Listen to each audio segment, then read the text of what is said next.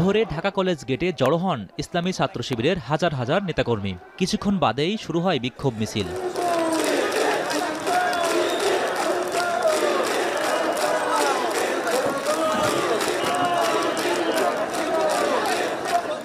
New market Nilkhet হয়ে মিছিলটি এগিয়ে যায় ঢাকা বিশ্ববিদ্যালয়ের রাজু ভাস্কর্য অভিমুখে।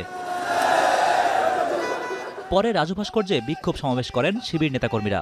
সমাবেশে বক্তারা বলেন, কার্যক্রম নিষিদ্ধ সংগঠন আওয়ামী লীগের রাজনীতিতে ফিরে আসার আর কোনো সুযোগ নেই। আপনাদের ন্যূনতম লজ্জা থাকার কথা ছিল, ন্যূনতম আপনাদের বিবেকবোধ থাকার কথা ছিল।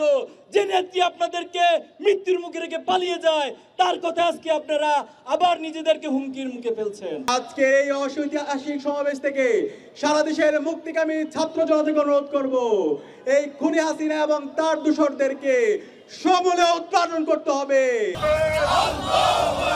এদিন রাজধানীর অন্যতম প্রবেশপথ গাবতলীতে মহড়া দেয় জামায়াত শিবিরের নেতাকর্মীরা। পাশাপাশি বাস টার্মিনালেও অবস্থান নিতে দেখা যায় তাদের।